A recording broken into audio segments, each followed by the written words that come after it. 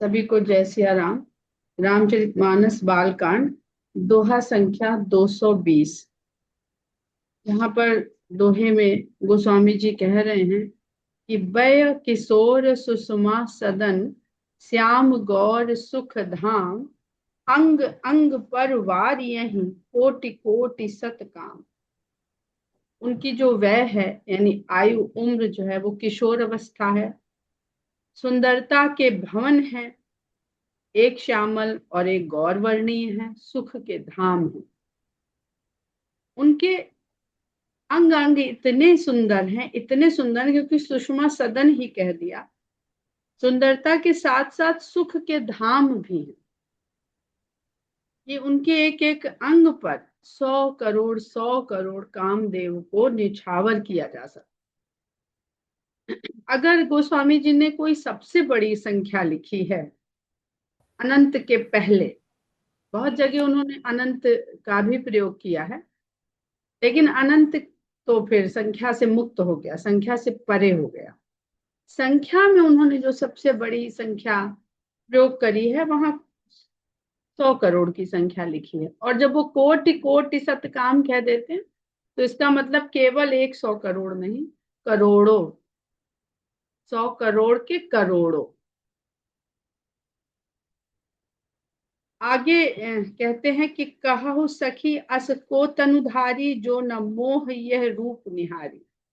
ये जनकपुर की स्त्रियां हैं जो राम और लक्ष्मण का दर्शन कर कर आपस में बातचीत कर रही हैं। और स्त्रियों के द्वारा पुरुष के सौंदर्य सुषमा का वर्णन जो है वो देखिए किस ओर जाता है। ये सबसे सुंदर बात है यहाँ पर कि साधारणतया देखें तो स्त्रियां किसी पुरुष के सौंदर्य पर, उसके शारीरिक सौष्ठव पर मोहित होती हैं, अपने लिए वैसा वर चाहती हैं। ये बहुत बहुत कॉमन सोच का एक वो है। लेकिन यहाँ पर देखिए कि वो किसके लिए राम को उचित वर मानती हैं। और उसके पहले वो विष्णु, ब्रह्मा, शंकर आदि देवों में क्या कमी है जो इनके सामने उनको खड़ा नहीं रहने देती है सौंदर्य के रूप संदर्भ से। वो भी वो कहती हैं, विष्णु की कमी बताती हैं, ब्रह्मा की बताती हैं, शंकर की बताती हैं। और आगे कहती हैं कि हे सखी को, ऐसा कौन सा जीवधारी तनधारी मनुष्य है जो न मोह यह रूप निहारी, जो इनके इस रूप को देख करके मोहित नहीं हो जाएगा। को सप्रेम बोली मृदुबानी, जो मैं सुना सो सुनहु सयानी। अब वो अभी तक तो देखिए भगवान के जिस प्रकार गोस्वामी जी ने जब वर्णन किया है आरंभ में, तो नाम रूप गुण लीला ऐसे वर्णन किया है। और अभी यहाँ पे नाम का वर्णन नहीं हो रहा है, यहाँ पे रूप का वर्णन हो रहा है। और वो वहां कह देते हैं कि नाम जान लेने से तो रूप ध्यान में आ जाता है, लेकिन रूप जान लेने से आपको तो उसका आनंद मिलेगा, लेकिन किसी दूसरे को बताने के लिए किसके जैसा रूप बताओगे इनका। तो वो यहाँ पर गोस्वामी जी लिख रहे हैं कि रूप तो देख रही हैं, लेकिन विष्णु हो सकते हैं क्या, विष्णु में तो ये कमी है। ब्रह्मा हो सकते हैं क्या, क्योंकि जिसने सृष्टि को रची है और इतनी सुंदर रची है तो वो स्वयं को तो पहले बहुत सुंदर बनाएगा, है ना। जो हम अपने लिए सबसे अच्छा करना रचना चाहते हैं, और वो भी उनमें भी कमी है। शंकर के लिए सोचती हैं कि भाई शंकर के से विवाह करने के लिए पार्वती और सती कितनी लालायित थी, पर शंकर नहीं, उनके भी ये तो बहुत सुंदर, बहुत सुंदर है। तो अब रूप तो देख रहे हैं, लेकिन रूप के साथ नाम की महत्ता को गोस्वामी जी जोड़ रहे हैं। और कहते हैं कि जो जो रूप को जान लिया, देख लिया, दर्शन कर लिया, तो वो तो सयाना हो गया। और जो नाम जानता है, अभी काली कानों से सुना है हम, जिसमें हम सब शामिल, तो हम लोग सयाने तो नहीं हैं, क्योंकि देखा तो है नहीं। लेकिन तब भी हम लोगों को या नाम जानने वालों को पता है कि भाई वो हैं कौन, उनके बारे में बातचीत करी जा सकती है, उनके गुण के बारे में बताया जा सकता है। वो वहां पे उदाहरण लिया था ना कि आप रूप बता के किसी का धाम ढूंढें तो कोई नहीं बता पाएगा कि ऐसा व्यक्ति कहाँ रहता है जो लंबा है, सांवला है, लंबे लंबे हाथ हैं, ऐसे कान हैं, ऐसे कानों में कुंडल पहनता है, पीले रंग के वस्त्र पहनता है, तो ढूंढ पाएंगे किसी घर? अपने किसी मित्र का घर ऐसे ढूंढ के देख लीजिए, कोशिश कर लीजिए, और सबसे सुंदर भी हो, उस कॉलोनी का सबसे सुंदर व्यक्ति हो या महिला हो, पर कोई नहीं बता पाएगा। अव्वल तो कोई अपने आगे किसी को सुंदर मानेगा नहीं। और फिर जो है वो ऐसे ये कौन सा पता हो, लेकिन एक नाम लेकर के, भाई श्री फलना फलना फलना जी के घर हमको जाना है, तो व्यक्ति अगर जानता है तो फट से बता देगा कि हाँ यहाँ से उधर चले जाइए, मिल जाएगा। तो कहती हैं, बड़े प्रेम से मृदुल वाणी में कहती है, जो मैं सुना सो सुनो सयानी। तुम तो बड़ी समझदार हो, बता रही हो, इनकी बड़ी ज्ञानी हो, ब्रह्मा विष्णु महेश से इनकी तुलना कर रही हो, लेकिन जो मैंने सुना है वो भी सुन लो जरा, तो शायद तुमको पता चल जाए कि ये है कौन। इधर उधर अटकलें लगा रही हो।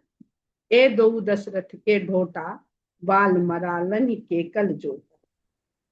ये जो दोनों हैं, ऐसा मैंने सुना है कि ये राजा दशरथ के पुत्र हैं, और ये जो इनकी बाल हंस, राजहंस के जो बच्चे हैं, राजहंस के बच्चे हैं, उनकी जैसी सुंदर जोड़ी। कल का अर्थ सुंदर, बहुत जगह कल शब्द आएगा, कल का अर्थ सुंदर है। ये सुंदर जोड़ी राजहंसों के बालक की जैसी, बाल राजहंस की जैसी जो सुंदर जोड़ी है, ये राजा दशरथ के पुत्र हैं दोनों। मुनि कौशिक मख के रखवारे, जिन रन अजिर निशाचर। ये विश्वामित्र मुनि की यज्ञ के रखवाले हैं। राजकुमार तो हैं ही, रखवाले भी हैं। अब यहाँ देखिए कितना सुंदर गोस्वामी जी ने, वो पूरे संसार का राजा है, फिर भी हमारा पहरेदार है। रखवाले क्या मतलब है? पहरेदार। फिर भी ये रखवाले हैं। कोई राजा करता रखवाली का काम? नियुक्त कर देता है किसी को। ये विश्वामित्र मुनि के यज्ञ के रखवाले हैं, और उस यज्ञ की रक्षा करते हुए जिन रन अजिर निशाचर माने, रन अजिर माने आंगन, यानी रण आंगन, युद्ध का मैदान। और मंगल भवन है, मंगलहारी, बहुत लोग गलत पढ़ते हैं, द्रवहु सो दशरथ अजर बिहार, जबकि द्रवहु सो दशरथ अजिर बिहार। आजकल एक नेत्री हैं, वो बहुत उनका वायरल हो रहा है वीडियो, और वो यही चौपाई पढ़ रही हैं, अजर बिहारी। तो जहां जहां हम जब भी दिख रहा है हमें, हम हर जगह कमेंट में कर दे रहे हैं कि अजर नहीं अजर। अजर का अर्थ आंगन, मैदान, प्रांगण। तो जिन्होंने रण क्षेत्र में राक्षसों का संहार किया, मार दिया है उन्हें, श्याम गात कलकंज बिलोचन, जो मारीच सुभुज मधुमोचन।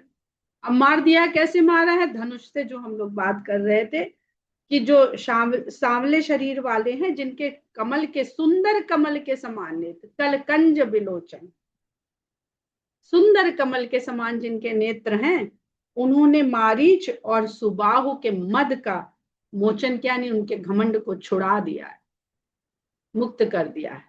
तो यहाँ मद मोचन भी किया है, और जिसको भगवान ने मुक्त अपने हाथों से मारा, वो भवसागर से भी मुक्त हो गया। हालांकि मारीच का मदमोचन है, और सुबाहु का मदमोचन के साथ साथ भवसागर से भी मुक्ति है। कौशल्या सुत सो सुख खानी, कहती इतना ही नहीं, पिता ही नहीं, गुरु ही नहीं, हम तो इनकी माता का नाम भी जान आए हैं। सुनो, मतलब स्त्रियों में एक प्रतिस्पर्धा की सामान्य सा मनोविज्ञान होता है। 6-7 बैठ जाएंगी, तो तुम ये जानते हो, देखो हम तुमसे ज्यादा जान, हम ये बता, नहीं हम तो और गहरी बात लेके आए। तो ये बड़ा सुंदर स्त्रियों का वार्तालाप है। और क्यों यहाँ पर स्त्रियों का वार्तालाप गोस्वामी जी ने दिया है? क्योंकि बार बार स्त्री पुरुष हम लोग हर जगह तो देखते हैं, बड़ा स्त्री पुरुष में अपने को लगता है भेदभाव सा है, भेदभाव सा है। तो यहाँ पर सभी स्त्रियां एक समर्पण भगवान के प्रति धीरे धीरे समर्पित हो रही उनके रूप को देख करके। तो स्त्री भाव समर्पण का भाव है हमारे भीतर, प्रीति का भाव है।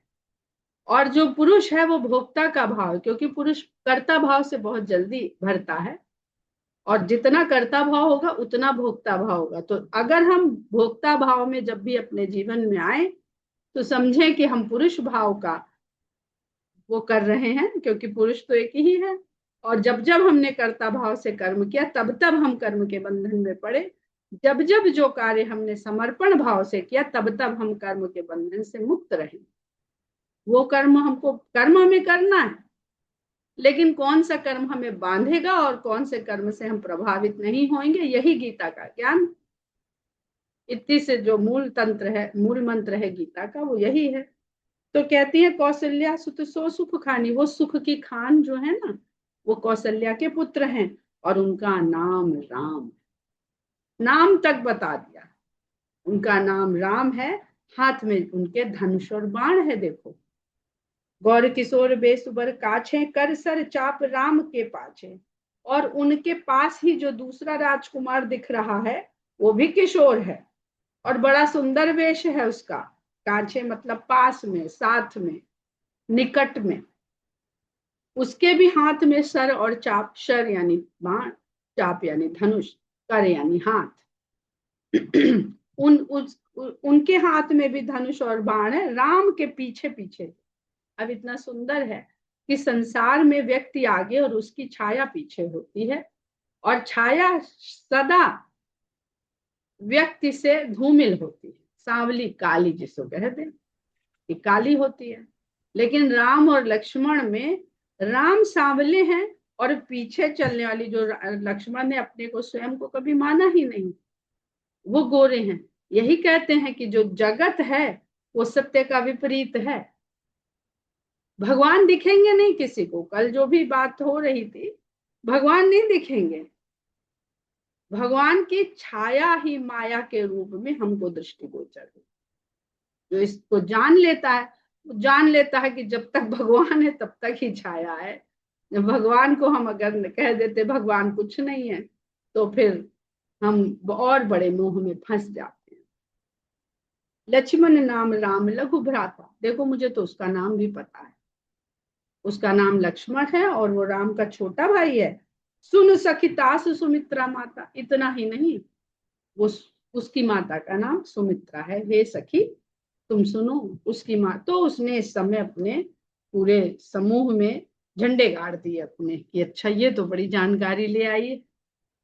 विप्रकाज करिबंध दो, मग मुनि बधु उधारी, आए देखन चाप मख सुनी हर सिंह सबना।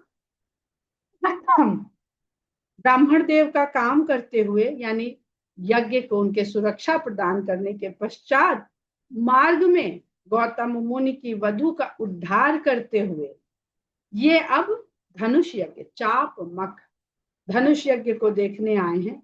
अच्छा, धनुष यज्ञ को देखने आए हैं, तो ये सुन के सब स्त्रियां हर्षित हो गई कि चलो इनके आने का उद्देश्य तो पता चला। ऐसे ही ऋषि मुनि तो ऐसे ही भ्रमण किया करते हैं और भ्रमण करके भी निकल जाएंगे, ये उनको कुछ पता नहीं है। तो जैसे ही उन्होंने सुना कि ये धनुष यज्ञ को देखने के लिए यहाँ पधारे हैं, तो सब हर्षित हो गए। अब लालसा किधर को उनकी बढ़ने लगी, उसका मार्ग चलने लगा आगे की ओर। देख राम छवि कौए कहे, जोग जान की यह बरुआ है। राम की छवि को देखकर एक सखी कहती है, एक स्त्री कहती है कि अच्छा धनुष्य के देखने आए हैं, फिर तो जानकी के योग्य बस यही वर है। जो सखी नहीं देख नर नाहू, पन परिहरि हठ करें विवाह। अरे सखी, अगर राजा जनक ने इन्हें देख लिया ना तो प्रण सब भूल जाएंगे, छोड़ देंगे और इनको पकड़ के जबरदस्ती इन्हीं के साथ सीता का विवाह कर देंगे, जानकी का विवाह कर देंगे। अब यहाँ पर देखिए कि अभी तो राम लक्ष्मण केवल नगर में निकले हैं, और शंकर भगवान तो अपनी बारात लेकर के हिमाचल के नगर में पहुंच गए थे, दूल्हा बन के। वहां की स्त्रियों की क्या क्या बातें उन्होंने कही थी, घबरा घबरा के कि वर तो बौराया हुआ है। पगला है। वो खाली पगला ही नहीं, इतना पगला है कि बैल पे सवार हो गया। तो भाव देखिएगा और भाव को समझने का प्रयास करिएगा। शिव की आराधना, जो आजकल सब बहुत शिव आराधक हो गए हैं, सबसे कठिन है शिव की आराधना, सबसे कठिन। शंकर जैसा वैरागी भाव लेना पड़ता है। और यहाँ राम खाली नगर में निकले हैं तो स्त्रियों ने पहले कह दिया कि यही योग्य वर है।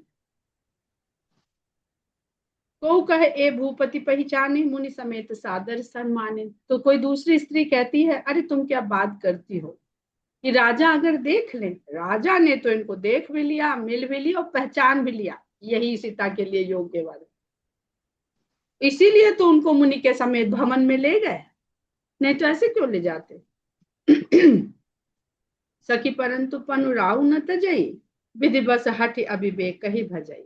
तो दूसरी कहती है, हाँ ये बात हो, ठीक है कि वो अपने राजभवन में ले गए हैं, और जो तुम कह रही हो ना कि नहीं इनको देख भर ले, तो फिर तो पकड़ के इनका सीता के साथ विवाह कर देंगे। राजा प्रण को त्यागने वालों में नहीं है। लेकिन अगर प्रण नहीं त्यागेंगे अपना, कि जो धनुष भंजन करेगा या धनुष की प्रत्यंचा चढ़ा देगा उससे ही सीता का विवाह होगा, या जो धनुष उठा लेगा, तरह तरह की बातें लिखी हुई मिलती हैं, तो फिर तो विधि बस हट, तो फिर तो ये विधाता का विधान है, उसके वशीभूत, क्योंकि सब लोग है, सारा संसार विधाता के अधीन है। तो उसी हट के कारण राजा भी प्रण नहीं तोड़ेंगे और समझ लो कि अविवेक का भजन करेंगे। तो कह भल जो भल आहाई विधाता। तो दूसरी कहती है, अरे विधाता गलत थोड़ी करते हैं, तो कहते हैं ना हम लोग भगवान जो करता है सब अच्छा करता है। तो वो कहती है कि विधाता कहाँ खराब करते हैं, लोग तो कहते हैं कि विधाता सबका भला ही चाहते हैं, तो सब कहाँ सुनिए उचित फल दाता। और ऐसा सुनते हैं कि वो सबको उचित फल प्रदान करते हैं। तो राजा जनक जैसा राजा, उसके साथ विधाता उल्टा क्यों करेंगे, उनको भी उचित फल प्राप्त होगा। किस तरह के राजा थे ये उनकी प्रजा से बढ़ के और कौन जानता था। तो जानकी ही मिली ही बरुएहू, ना ही न आल यहाँ संदेह। तो जानकी को यही वर मिलेगा। आखिर विधाता ने इनको यहाँ भेजा है तो कुछ तो सोच के ही भेजा है। तो मुझे तो पूरा विश्वास है, मुझे तो कोई संदेह ही नहीं है कि ये आए हैं यहाँ तो जानकी से विवाह के लिए ही आए। जानकी के वर यही होंगे बस। जो विधि बस अस बने संजोगु, तो कृत कृत्य होई सब लोगु। सखी हमरे आरती अति ताते, कबहू के ए आवही एहना। जनकपुरी की स्त्रियों का इतना सुंदर भाव है, ये इतना सुंदर भाव है। रामायण में बहुत, और कहीं मिथिला के अलावा और कहीं भी ब्रह्म को पाने का माध्यम किसी ने सीता को नहीं बनाया। राजा दशरथ ने प्रयास किया कि जब वनवास हुआ था तो सुमंत्र से कहते हैं, जो ये ना माने तो सीता को ही लौटा लाना, क्योंकि वो ये इतना वो भी जानते थे, ज्ञानी थे, कि सीता को माध्यम बनाएंगे तो राम मिल जाएंगे, क्योंकि सीता के कारण जनकपुर वासियों को राम मिल गए, बिना तपस्या के ये मिल गए। लेकिन जनकपुर वासी क्योंकि विदेह नगरी के रहने वाले हैं, देहात्म बोध से मुक्त हैं, तो जो देहात्म बोध से मुक्त है वो महामाया को योग माया बनाकर उस माया जहां से आती है उससे जुड़ने का माध्यम बनाते। तो माया को कभी गलत न समझे। माया संसार में फंसा ले गई तो अविद्या हो गई, और माया ने योग कराने की ओर, ब्रह्म की ओर ले गई। यानी माया क्या है, हमारा शरीर, हमारा देह, साधन, ये सब माया है। बुद्धि ज्ञान जिसकी हम लोग कल बात कर रहे थे, तो अगर संसार की तरफ खींचेगी, क्योंकि संसार ही दिख रहा है हमारी बुद्धि को, हमारी इंद्रियों को, तो हम संसारिक बने रहेंगे, संसार में फंसे रहेंगे। तो यहाँ पर वो कहती हैं कि जो विधि बस अस बने संजोग, यदि विधाता के द्वारा ऐसा संयोग बन जाए तो हम सभी लोग कृतकृत्य हो जाएं। कृतकृत्य शब्द पर ध्यान दीजिएगा। अब कृतकृत्य भयऊ मैं माता, कौन कहता है, सुंदरकांड में हनुमान जी। कृतकृत्य, वो कैसे कृतकृत्य हुए हैं, वो पहले राम से मिले, राम के काज को करे, लेकिन जब सीता माता से भेंट हो गई तब वो कृतकृत्य माने अपने आप। ऐसा नहीं है, राम के द्वारा भी सीता मिलती है, लेकिन तब हनुमान होने। और विदेह नगरी के साधारण सामान्य जन को सीता के कारण राम मिल जाते, मिल नहीं जाते, स्वयं चले जाते। राम के कारण सीता मिली तो बहुत बहुत प्रयास करना, क्या क्या हुआ सब जानते हैं। लंका कांड में सब हम लोग पढ़ेंगे, अभी शुरू हो जाएगा अरण्य कांड से। लेकिन यहाँ विदेह नगरी में तो राम स्वयं चल के आ गए, ना निमंत्रण था, ना आमंत्रण था, ना सूचना थी। कैसे से राजा जनक की पुत्री का स्वयंवर हो रहा है, भला कैसे आ पाते जब निमंत्रण ही नहीं था। तो वो अपने आप को कहती, तब हम सब कृतकृत्य होंगे, सखी हमरे आरती अति ताते। अब इतनी लालसा जब पूरी होने की और ललक बढ़ती है तो आदमी आतुर होने लगता, अधीर होने लगता है, कैसे पूरा होगा, कैसे पूरा होगा। तो कहती, हमको तो अब इतनी आतुरता हो रही है कि ये विवाह हो जाए तो उस नाते से, ससुराल के नाते से ये कभी कभी यहाँ आया करेंगे तो हमें देखने को मिले। अपना नाता नहीं जोड़ना चाहती, इस नाते से हमें मिले, क्योंकि सब ये जानते हैं कि हम संसार में आएंगे बार बार, और संसार में अगर विदेह नगरी में हमें वास मिल गया, देह के द्वारा आए, पृथ्वी भी एक देह, लेकिन हम देहात्म बोध से मुक्त होंगे तो इस नाते से, वैदेही के नाते से कभी हमको राम मिल जाया करेंगे। नहीं तो हम कौन सुनो सके इन कर दर्शन दूर, यह संगत तब होई जब पुण्य पुराकृत भूर।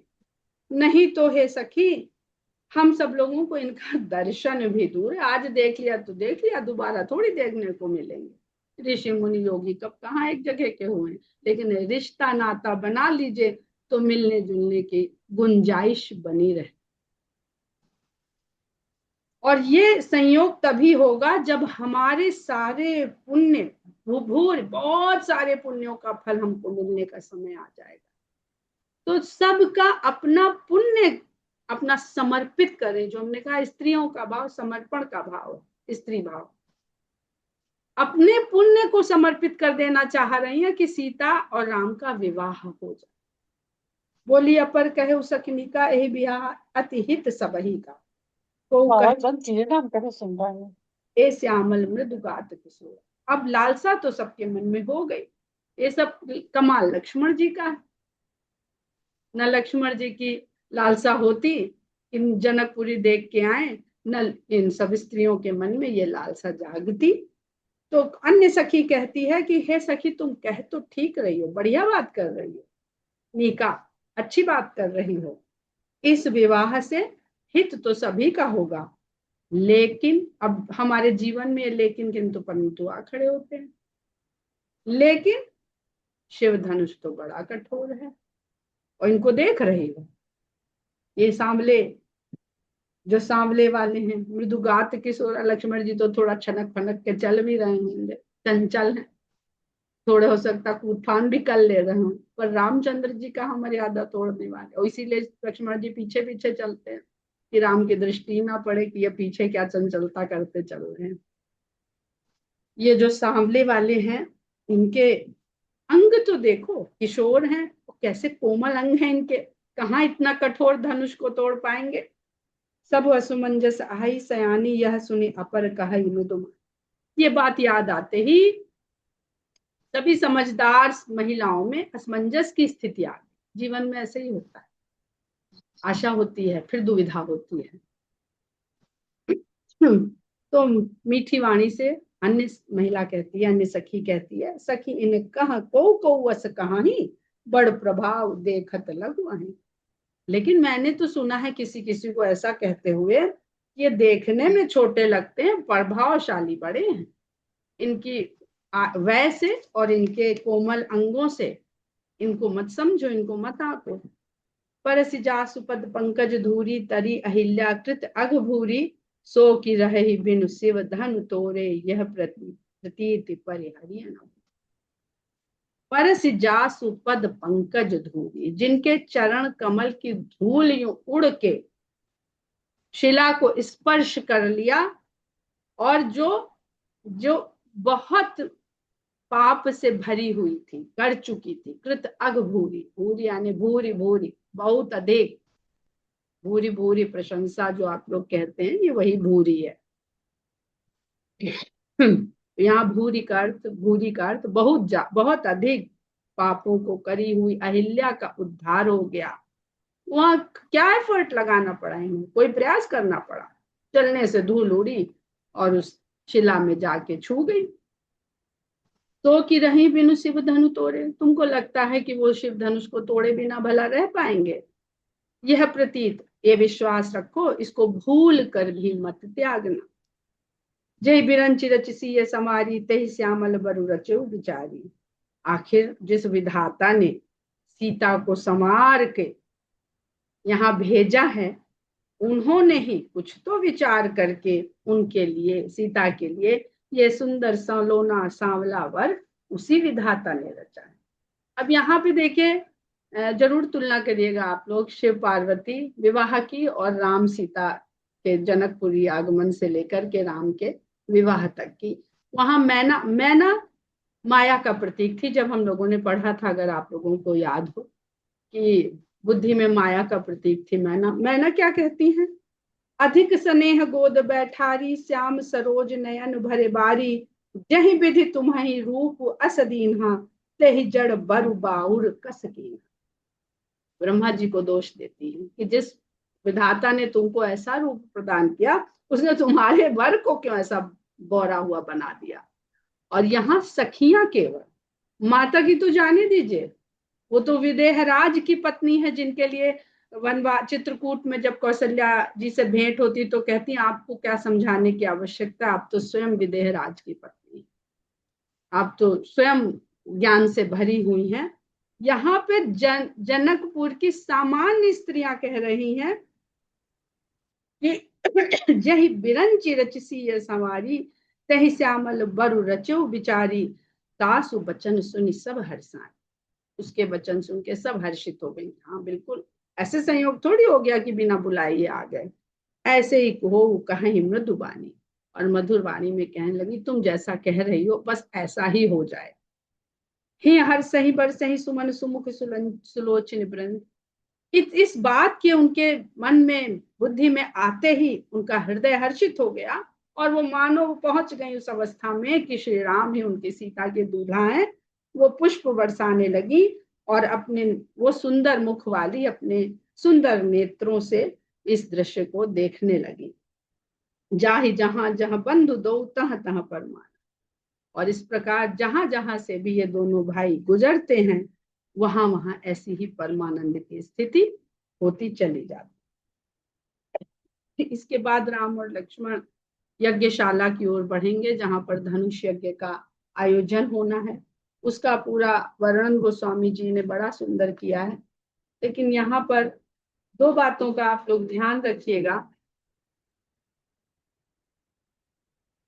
विवाह की बात कर रहे हैं हम लोग, और शंकर भगवान माता पार्वती को ये कथा सुना रहे हैं।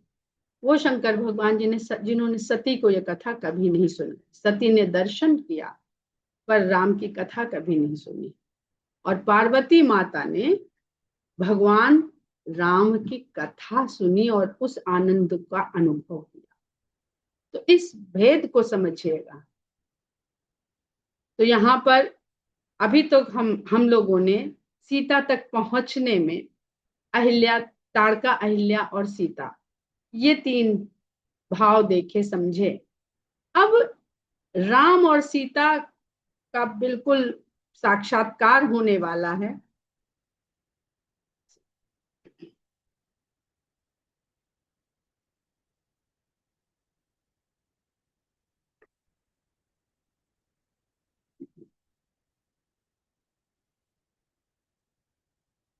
तो यहाँ पर हमें शक्ति के स्वरूप को समझना होगा। अभी तक हम लोगों ने तमोगुण रजोगुण इसके भाव से सीता तक पहुंचे। अब हम लोग सती और सीता के मध्य में पार्वती हैं। सबसे पहले सती की कथा आती है, फिर सीता का तो अप्रसंग शुरू हो रहा है। उसके मध्य में हम लोगों ने पार्वती के प्रसंग को जाना समझा।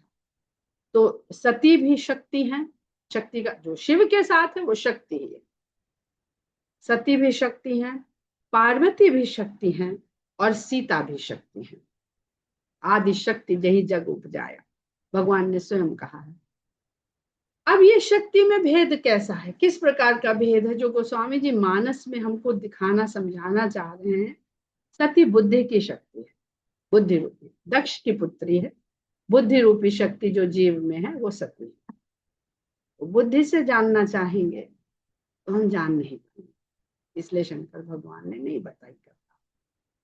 पार्वती फिर कैसे शंकर को पाती है, पूर्ण प्रेम, प्रीति की शक्ति है। प्रीति भी एक शक्ति है, तो पार्वती प्रीति रूपी शक्ति है और उस प्रीति रूपी शक्ति से वो प्रेम के मार्ग पर चलते हुए राम के प्रति श्रद्धा और फिर भगवान शंकर से कथा सुन के जो श्रद्धा विश्वास रूपणों विश्वास को प्राप्त करती, शंकर को प्राप्त करती। तो प्रीति प्रेम बनकर श्रद्धा का रूप ले ले, कथा सुनते सुनते तो विश्वास हो जाता है, विश्वास की प्राप्ति हो जाती है। और सीता पूर्ण समर्पण की शक्ति है, पूर्ण समर्पण, जहां प्राप्ति और विछोह में भी कोई भेद नहीं।